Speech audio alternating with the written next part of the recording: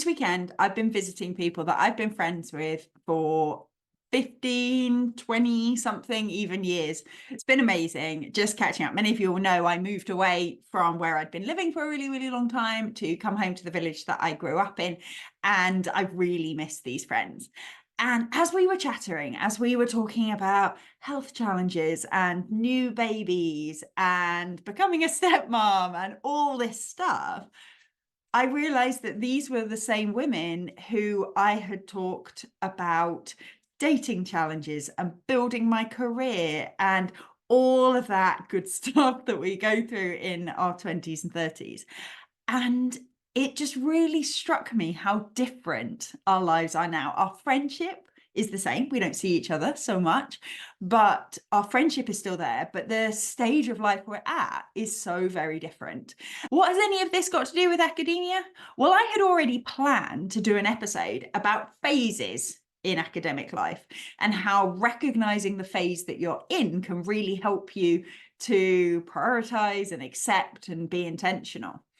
And it just really struck me that often we recognize these phases in our personal lives, but not so much in our professional lives. So today, that is what we're going to think about. We're going to think about what we mean by phases, what decisions we can make once we know what phase we're in, and how it can change the way we think and feel about ourselves and our obligations and choices. Hello, and welcome to episode 33 of season 2 of the PhD Life Coach.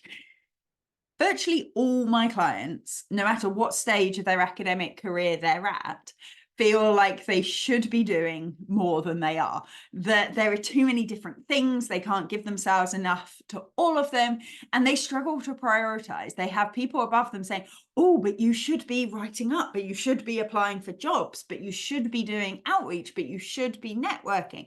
And then as you progress through academia, you should be developing new modules by now. You should be applying for independent grants by now. You should be doing this. You should be doing your community contribution. You should be showing yourself as a leader, da, da, da, da.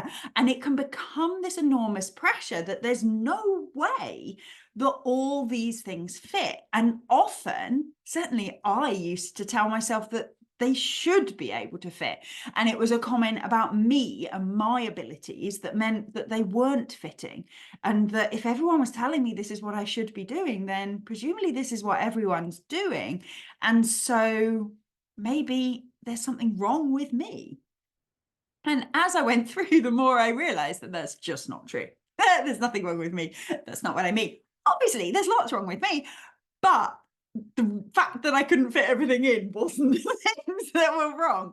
And you might feel like this too. You might feel like if only you were a little bit more organized, if you could get that time management system running, everything would be fine. But in reality, there is too much to do. And if you haven't listened to my episodes about what to do if there's too much to do make sure you go back and check out that one after today's episode, because it's a cracker. The truth is, there's too many things and you can't do them all the time.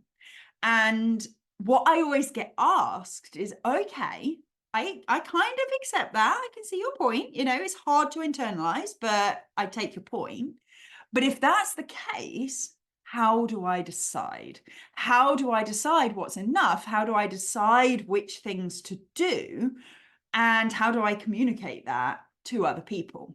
And obviously, with anything, you can take decisions on a case-by-case basis. You can go, oh, you know, weigh up the pros and cons of this one. Again, got an episode on how to make decisions. You can listen to that one. And that's where you're doing it sort of one at a time, where you're thinking about the next decision, weighing up why you do it, whether you like your reasons, all that good stuff. But it still means you're making loads of decisions. And often, if we're not managing our minds carefully, we could be doubting those decisions, worrying what might have been if we'd chosen something else, if we'd chosen more, we'd chosen less, we'd chosen differently. At a wider kind of life level, I also see people on Twitter and my clients and colleagues talking about how they just don't see how it all fits. I don't understand how I'm meant to work and look after my children and exercise and plan healthy meals and look after my parents and see my friends and have a hobby and make a contribution to my community. It just doesn't fit. I don't understand how I'm meant to do all these things. And so even outside of work feeling like so much, we all have then this extra context that's all around it. It can make it feel even more like you have a billion different roles and a billion different things to fit into your life. And so today, this idea of thinking about our lives in phases really helps simplify some of that. So what do I mean by a phase? I define a phase as usually around 3 years in the academic world. So we have a phase where we're doing our undergraduate. Maybe yours was 4 years, depending on what you did, all that stuff. We had a phase, maybe a shorter phase where you were doing a master's if you did one. And then your PhD, depending on where you're doing it in the world, is between 3 and 6 years. But if it's a 6-year one, you probably have a sort of taught component phase and a research component phase. And then as you start heading into academia, if you take on leadership roles, they're often for kind of 3 to 4 years, that sort of ballpark. Often you're expected to take the same module for that amount of time. And this isn't a hard and fast rule, you know, if a phase feels like 2 years to you, happy days. We're just not talking about a few weeks. What I'm really thinking about here is these sort of mid length of time things. So we're not talking decades, but we're talking something more substantive than an academic year. So I want you to take a moment and think about, how would you describe the phase of your life that you're in? And we're going to focus mostly on your academic life, but if there's key things that are really impacting you happening in your personal life as well, then do bring that in as well. So for me, I am in probably what I would call the middle of my business building phase. I went full-time 18 months ago, having left my academic career at that stage, and things are good. Things are going really, really well, but I'm still in that kind of building phase. I'm also still in my kind of homemaking phase. We moved house at the same time into a new build. You've seen this room change color as the podcast goes on. The rest of my house is changing color too. And so those are my kind of 2 big phases at the moment. Before that, I had about a year of a recovery phase, I think it's fair to say, and 3 years of being head of education during the pandemic. So overseeing all the master's and undergraduate programs in my school. And that was a phase. My head of education phase was a phase. Okay. Have a think about what phase you're in. If you're a PhD student, you're in your PhD phase. But I want you to think, are you in the early bit? Are you in the mid bit? Are you in the late bit? Because all phases, when we think about them in sort of 3 years, can be broken up into that sort of early, mid and late. And some of you will be right slap bang in the middle of a transition. So that year I was talking about recovering, I wasn't physically recovering. It was just an exhausting time being head of education during the pandemic, and then wound down some of my admin responsibilities, and I knew I was leaving. So I was starting to ramp up the business stuff as well. You might be handed in your PhD, applying for jobs, waiting your viva, in that kind of a transition. If you're an academic, what phase are you in at the moment? Are you in the sort of next promotion phase, just starting to think about that, in the midst of it? Are you at the point where you're probably going to be applying? Are you about to take on a new big admin role, a leadership role of some sort? If you are, by the way, just to interject, make sure you check out the show notes, because me and Jo VanEvery, who was on the podcast last week, she's an academic writing coach. She's amazing. If you haven't listened to that yet, make sure you do. It's a long one and it's really useful. We are doing a webinar 16th of May, and it is for anyone who's taking on a new academic leadership role and you're feeling somewhere between excited and a bit scared, worried about how it's going to affect your life, affect the rest of your work, and worried about how good a job you can do. If that's you, make sure you check out the show notes. I'll include all the details there, or just contact me on any of my social medias or through my website, and I will send you the details. It's £25, it's 90 minutes, going to be amazing. Please make sure you are there. Tell all your friends. Anyway, back to the podcast, as they say. Make sure you've identified what phase of your life you are in at the moment, and whether you're kind of early, mid, or late in that phase. What this allows is, first of all, for us to recognize the phase we're in as transient. So to be totally honest with you, at the moment, I'm in a phase where I have got a ton of workshops coming up. some of which I need to finish planning. I know roughly what they need to cover. Have I made the handouts? No. Are they exactly ready to go? No. Will they be amazing? Of course they will. But I've got a lot of that stuff to do. And sometimes it can just feel a little bit relentless. It was all stuff I chose and I'm super excited about it. If you want to know more about the workshops, again, check out my website. But it feels like a lot. But something that really helps me is reminding myself that I am in the business building phase. By the end of this academic year, I am going to have a whole program that exists. I'm going to have 12 or 14 different student-facing workshops. I've got 2 different staff-facing workshops, and it's going to be all built.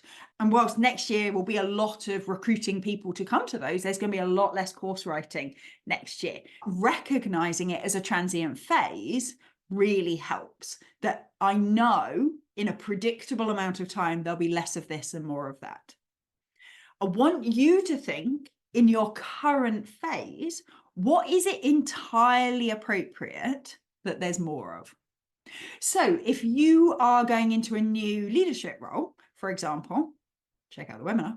If you're going into a new leadership role, then it might be entirely appropriate that you're in the midst of leadership management stuff, that there is more meetings, more staff liaison, more of all that admin stuff. And it might feel like writing and research is on a bit more of a back burner. And that might be entirely appropriate for the phase that you're in. Again, we'll talk in the webinar about how you can balance that and make it feel like you're still making progress on the research if that's what you want to do. PhD students out there, it is a transient phase. I know it feels like a really long time, but there will be a time when your PhD is in the past and you will be onto something different. And remembering that can help keep things in proportion. Recognizing your mini phase, so that like early, mid, or late, can also help when we're sort of beating ourselves up a bit as well. So those of you who are PhD students, or if you've just started a leadership role, or you've just started a new academic job, and you know you're in the early bit of that phase, then suddenly we can be like, well, it's completely understandable that I don't know anything. I'm a first year. I'm not meant to know stuff. Figuring out what I don't know and what I need to find out is part of my job. You're not meant to know what forms you fill in for what, or where you get your laptop from, or what the expectations are, because you're in the early stage of a phase. And whilst it's still disorienting, it's still, still doesn't necessarily feel great, knowing that it's completely appropriate is really, really important. We can't avoid the topic that there's an awful lot going on in academia at the moment, with people under threat of redundancy and job insecurity and all of those things. And in that case, you're in a phase of uncertainty, you're in a phase of transition. And I'm not going to be as trite as to say that remembering it's just a phase makes it less scary, because I can only imagine how unsettling and frustrating and anger-inducing many of the positions that you guys are in can be. But knowing that this is a phase, and knowing that therefore your job is to look after yourself through this phase, can really, really help. Another benefit of thinking in phases is that we can really intentionally decide what fits within this phase. It's really hard to say, I'm going to do less research, or I'm going to spend less time socializing with my friends, or I'm not going to train for that half marathon, or whatever your thing is. If we think of that as a almost indefinite decision, then it can be really hard to stomach that, because we want to do those things. And especially if you're anything like me, I want to do all the things. But when we remember that actually we're in a phase, and we're in a phase where we can make decisions based on that phase, then suddenly you're not saying that you're never going to socialize with your friends lots again. You're not saying that you're never going to do lots of research again. You're never going to train for that half marathon. You're saying that's not the phase I'm in right now. I've seen people describe it as sort of burners on a cooker, where you can turn them up or down. I'm not such a fan of that analogy, because I don't know about you, but I can turn all the burners on my stove up and it's absolutely fine. I like to think of it as more like little sliders, where if you move one up, another one goes down. And so you're sort of balancing them out. You've got a finite amount of slide there, and you balance it between these different areas. So I'm in a phase of my life where I'm spending more time with my family. I'm spending more time doing DIY. I'm spending more time doing course creation. And I'm spending more time doing one-to-one clients than I ever have in my life. And that's the phase I'm in. I'm in a phase where I'm doing or trying to do more walking. I'm in a phase where I'm currently not doing the circus that I love. That's something that I want to start building back into this phase, but I'm definitely not. When I was head of education, the one thing that I really stuck to outside of work was that I was training pretty sensibly and pretty regularly for my circus stuff. I used to do aerial silks and perform and things. So I can recognize that I'm kind of dialing up the family dial, I'm dialing up the home dial, dialing up some of my business building dials, and other things are dialing down. I see less of my friends at the moment than I used to because I'm further away from an awful lot of them. I do less strange events where I disappear off around the country to do adventure races and things like that. I went through a big phase where I was doing that. I do less of those things, but it's okay, because I've got stuff at work that's intellectually curious for me and that's a fun challenge. I've got stuff that I'm doing that keeps me healthy enough. I've got stuff that, keeps me connected to people that are important to me. And those are the things that I need in my life. What I want you to have a think about is, what things are you dialing up at the moment? And in doing so, what things does that mean that you are rightfully dialing down? How could acknowledging what phase you're in help you to mindfully turn down some of those things? Now, I do want to refer you back to something that Jo said last week. Jo said that if something is a priority, it is the first thing that goes into your diary, not necessarily the thing that takes up the most time. So if you are dialing something down, it doesn't mean you don't do it. We're not talking about cutting everything out of your life because this is your single-minded phase right now. If that works for you, happy days, go for it. But for most of us, we want to think, what's a kind of minimum viable threshold? So I'm never going to dial down exercising to completely zero, because that's just not going to feel good. I'm not going to enjoy it.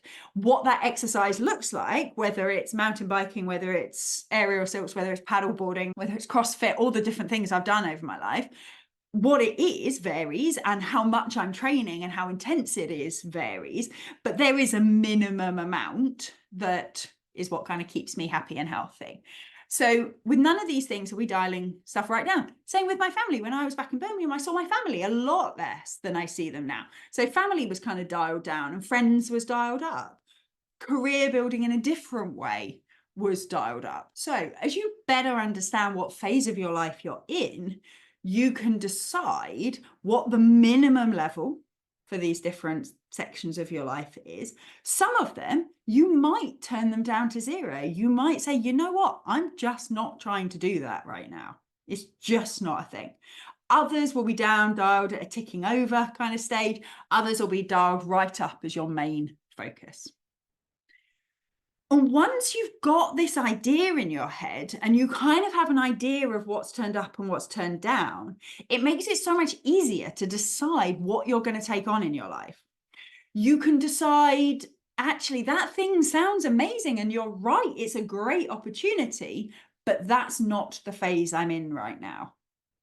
Those of you, if you've just secured a big grant, first of all, congratulations, but you might now be, especially if you've only just secured the grant, you might be in like project doing phase. You've got to make the actual project happen. So when you're in the early got a grant stages, your big thing is getting that grant running, getting whatever approvals you need, getting everything up and sorted and starting to happen.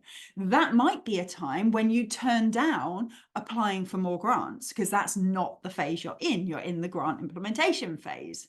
Now, if you're in the middle of a grant, and definitely if you're in late phase of a grant implementation phase, you'll certainly be starting to look and dial up the grant application phase so that you've got something to launch into when this one comes to a close. And that's where knowing your phase, knowing the stage within that phase can help you to prioritize, so that you're not having to judge every single individual thing on its absolute merits. You can sort of make rough rules of thumb as to, I do say yes to things like this and I don't say yes to things like that.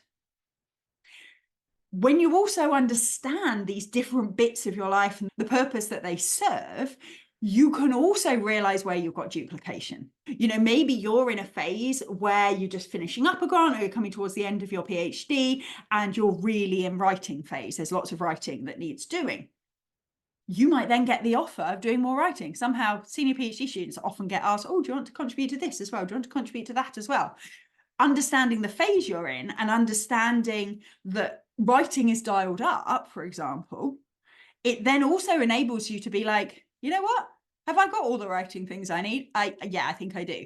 So even within this phase, writing is dialed up, but it doesn't mean I say yes to everything to do with writing. I can go, you know what? I've got my thesis to write and that will do me. That's all I need right now. Or these 2 papers, are up and coming, I've got a conference coming. That's sufficient. I don't need to say yes to this other co-author opportunity. Okay, so understanding these little sliders and how we can move them can help us really make decisions about what to say yes to and what to pass on this time. Another thing I've noticed when I think about my life this way is it enables me to be more grateful for the things that I do less frequently. So as I mentioned at the beginning of the podcast, I went back to Birmingham to visit a bunch of friends this weekend, and I had a gorgeous time. It was so good to see them all, catch up with everybody, meet brand new babies, snuggle puppies, and all sorts of good stuff. And it would be really easy for me to get really sad about the fact that I can't do that more. And I do feel a bit sad about it because I miss them and I love my friends that live up there. And I miss the phase of life we were in when we had all the time in the world for each other, when we were all single and we were each other's social life, and that was what we were doing. Because I recognize the phase of my life that I'm in, I haven't come home feeling sad. I've come home feeling incredibly grateful that I have those people in my life, and incredibly grateful that even in this phase, I can find little bits of time to spend with them. I also find myself much less beating myself up that I don't see them more often. So often when we're in a phase where we're really busy with thing A and thing B, we then notice thing C and beat ourselves up that we're not spending more time on it. So those of you in leadership roles, beating yourself up for not doing more writing. People writing up their PhD, beating themselves up for not seeing their family more. Whatever stage it is, there are things that we have dialed down. And when we've dialed them down by accident or by necessity, but not in a kind of positive, intentional way, we often then beat ourselves up for it. And not only does that not feel good, it also means that you often don't enjoy the thing you're doing when you do it, on the odd occasion that you do it. I could have spent all weekend being miserable that I'm not doing that anymore. But I love the phase I'm in, and I'm super grateful for the phase I'm in. And I recognize that when I was in that phase, I would have given anything to have met my Mr. Right. And I was beating myself up that I didn't see more of my family. So when you don't recognize the phases as phases, then it's really easy to get cross about the fact that things aren't different. If you can see that this is the phase I'm in, it means I've got less of that, but I'm going to enjoy and adore every moment of that I get, then it can make everything so much more pleasurable. And that can even be with your work. You know, you can be somebody who is in the midst of a massive management job, but maybe you get 1 hour a week to do some writing. And instead of it being like, oh my God, I should do more than this, I should, I can't believe this is all I have time for today. It's like, oh, I'm going to enjoy this hour where I just get to think about my academic pursuits. If you find it hard to hold that in your diary and you find yourself giving it up for other meetings and things, do check out Jo VanEvery's Academic Writing Studio. She has a membership program where you can join, and they have meeting with your writing where you meet on Zoom and kind of commit to doing writing during that slot. So do make sure you check that out. It's really good. I've also found that by recognizing the phase you're in, it's easier to be more accepting of the downsides of a phase, because any phase, no matter how positive, has downsides to it. I spend less time with lots of other people than I used to, and I do miss that. I recently went to a UK CGE conference about doctoral student education. It was amazing. Shout out to anybody I met there, and I loved it, and it really reminded me of all the time where I had years where I would go to loads of conferences and meet loads of people and have this really big active network, and I loved it. And one of the downsides of my current phase is that I spend much less time doing those things that I really enjoy. But because I recognize it as a phase, it makes me more appreciative of the upsides of that phase. So every time I think, oh, I do really miss swanning around at conferences, talking to people, learning new things, having a good time, I also think, yeah, but because you're in your business building phase and your home building phase, you work all day with a gorgeous Labrador asleep next to you who you get to snuggle whenever you want. And I recognize, I'm in the midst of Marley phase, and that's amazing. So by knowing what phase I'm in, I can kind of accept the downsides, because they're kind of allowable downsides that enable the phase to thrive and to exist as a phase. Another thing we're thinking about your career in phases is that it enables you to career plan a bit more too. So if you're finding at the moment, especially if you're in mid to late sort of section of your phase, you can start thinking about the next phase. Now, not getting ahead of yourself, not ruining this phase by spending too much time dreaming about the next phase, but if you're finding that there's particular things that you really miss or that you wish you had more of, you can look ahead to how you can have more of those in the next phase. I definitely want to make sure that I can create a calendar and a cash flow that means that I can go to conferences like the UK CGE one more often. So that's the UK Council for Graduate Education. I loved meeting all the people that were involved in doctoral student support and learning about the research that was going on. It was brilliant. So I know that at the moment, that's going to be a relatively minimal part of my career, but I hope in a year, 18 months time, when the course preparation stuff settled down, where other things have sort of shifted around a little bit in my business model, that I'll be able to build more of that in. So one of the things I can do is I can reflect, okay, as I move into the next, business growth stage or the business kind of maintenance stage, depending on how things are at, I know I want to make sure I have time for that sort of CPD and that sort of networking. So we can start thinking, okay, not now, but then. Okay. As you're going through your PhD, you might be right in the midst of a writing phase, and you might be really wishing that you could do more science communication. Well, that's amazing, because that means that you can think about, right, I want to make sure that when I start applying for jobs, I apply for jobs that have that sort of component as a possibility within it. Or you might think, right, at the moment, I'm in the midst of my end of PhD phase or my postdoc phase, lots of writing, lots of data analysis, all that stuff. But actually, I'm really excited about the possibility of developing my teaching in the next phase. And so there you want to make sure that when you're applying for jobs, have you got access to that sort of training? Are they going to give you relief from other responsibilities so that you can do that training? We can use it to start planning what happens. Finally, and I think this is the biggest thing for me in terms of thinking about my life in phases, is when I think of my life in phases, and I know that some things are dialed up and some things are dialed down, what I can enjoy more than anything is the sense of space that brings, the sense of calm and clarity that comes from not thinking that you're meant to be doing it all. Those of you, I have parents who listen to this, those of you who are in the small people phase of your life, having just visited people who have very small people in their life, when you've got small people in your life, that's a particular phase. There are some things you are not going to be doing, and that's okay. So just being able to look at my life and go, you know what, it's got about the right amount of stuff in it is hugely freeing, because I'm not telling myself I should be able to do all the other things too. I'm not telling myself that I'm in some way flawed because I can't do all of those things. So I want you to imagine, what if you could name the phase you're in? Decide whether you're early, mid, late phase of that, or maybe you're right on that crux of a transition. Decide what you're dialing up, what you're dialing down. Decide how to love the things that you're dialing up and the space that you've got to enjoy them. Decide that on the odd occasion you're able to fit in the other things, that you really enjoy them instead of beating yourself up for not doing them more. That you've identified kind of minimum levels of things that are just sustainable. How you can then sit back and go, okay, this is about the right amount of stuff. And I know in academia that can feel like it's never possible. Maybe we'll never sit there and go, this is the right amount of stuff.